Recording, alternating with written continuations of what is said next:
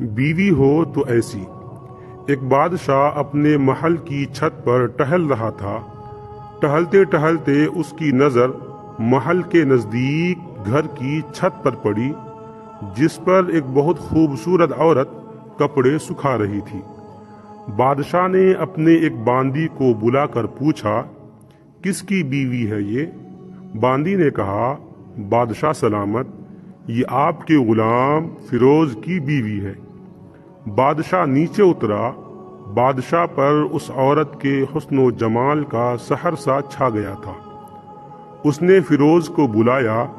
فیروز حاضر ہوا تو بادشاہ نے اس سے کہا، فیروز، ہمارا ایک کام ہے، ہمارا یہ خط فلاں ملک کے بادشاہ کو دے آؤ اور اس کا جواب بھی ان سے لے آنا۔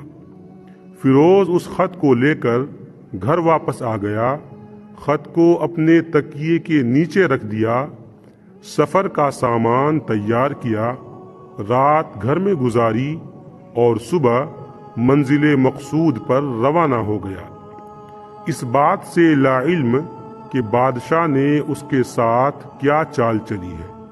ادھر جیسے ہی فیروز نظر سے اوجھل ہوا، بادشاہ چپکے سے فیروز کے گھر پہنچا اور آہستہ سے فیروز کے گھر کا دروازہ کھٹکھٹایا۔ فیروز کی بیوی نے کہا، کون ہے؟ بادشاہ نے کہا، میں بادشاہ ہوں، تمہارے شوہر کا مالک۔ تو اس نے دروازہ کھولا۔ بادشاہ اندر آ کر بیٹھ گیا۔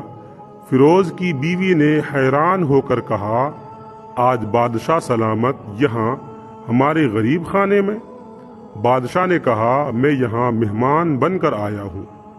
فیروز کی بیوی نے بادشاہ کا مطلب سمجھ کر کہا، میں اللہ کی پناہ چاہتی ہوں آپ کے اس طرح آنے سے، جس میں مجھے کوئی خیر نظر نہیں آ رہی۔ بادشاہ نے غصے میں کہا، اے لڑکی، کیا کہہ رہی ہو تم؟ شاید تم نے مجھے پہچانا نہیں، میں بادشاہ ہوں، تمہارے شوہر کا مالک۔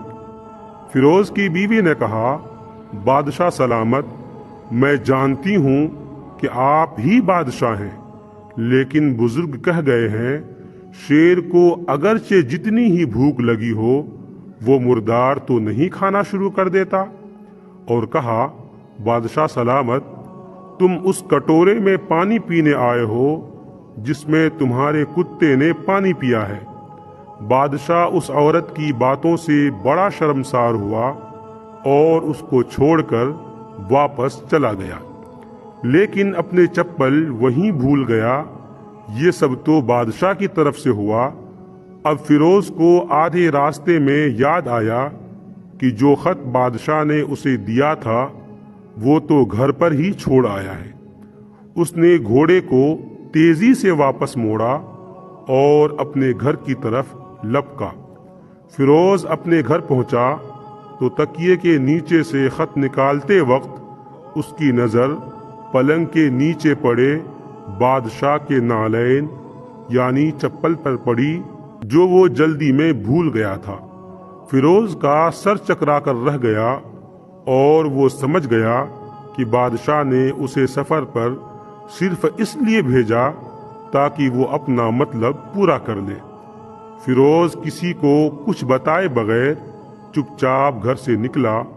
خط لے کر وہ چل پڑا اور کام ختم کرنے کے بعد بادشاہ کے پاس واپس آیا تو بادشاہ نے اسے انعام کے طور پر 100 دینار دیے۔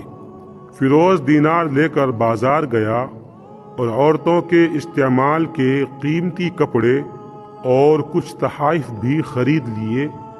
گھر پہنچ کر بیوی کو سلام کیا اور کہا، چلو تمہارے میکے چلتے ہیں۔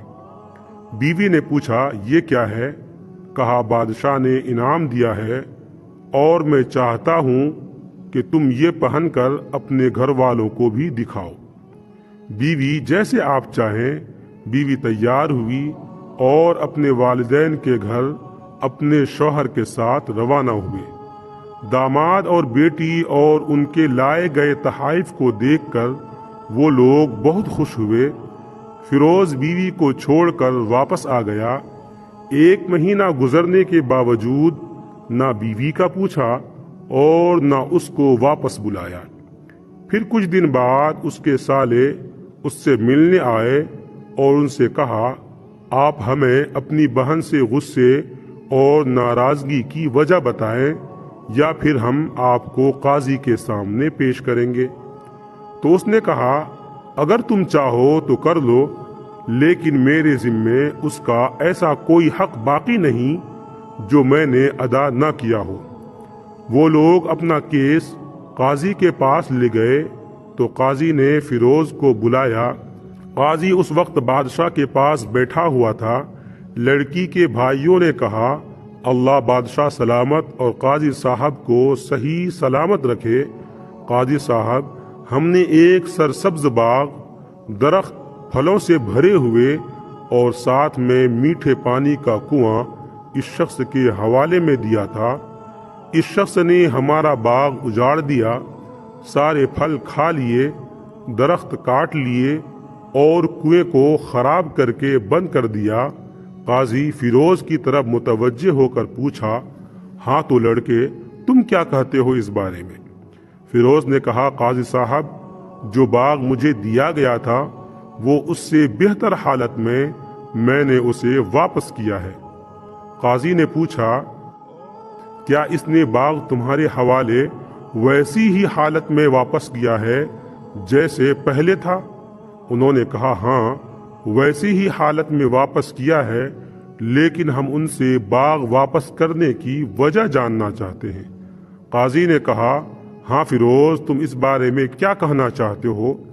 فیروز نے کہا، قاضی صاحب، میں باغ کسی بغض یا نفرت کی وجہ سے نہیں چھوڑا، بلکہ اس لیے چھوڑا کہ ایک دن جب میں باغ میں آیا تو اس میں نے شیر کے پنجوں کے نشان دیکھے تو مجھے خوف ہوا کہ شیر مجھے کھا جائے گا، اس لیے شیر کے اکرام کی وجہ سے میں نے باغ میں جانا بند کر دیا۔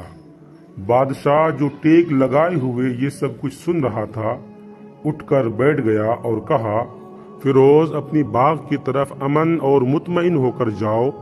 اللہ کی قسم، اس میں کوئی شک نہیں کہ شیر تمہارے باغ آیا تھا، لیکن وہ وہاں پر نہ تو کوئی اثر چھوڑ سکا اور نہ کوئی پتا توڑ سکا اور نہ ہی کوئی پھل کھا سکا۔ وہ وہاں پر تھوڑی دیر رہا اور مایوس ہو کر لوٹ گیا، اور خدا کی قسم، میں نے کبھی تمہارے جیسے باغ کے گرد لگے مضبوط دیواریں نہیں دیکھی۔ فیروز اپنے گھر لوٹ آیا اور اپنی بیوی کو بھی واپس لے لیا۔ نہ تو قاضی کو پتا چلا اور نہ ہی کسی اور کو کہ ماجرا کیا ہے۔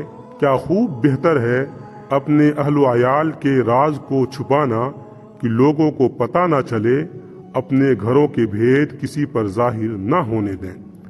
ویڈیو اچھا لگے تو لائک کریں، کمنٹ کریں، شیئر کریں، اور اس طرح کے اور بھی ویڈیوز حاصل کرنے کے لیے اس چینل کو زیادہ سے زیادہ سبسکرائب کریں۔ آپ تمام لوگوں کا بہت بہت شکریہ ہوگا۔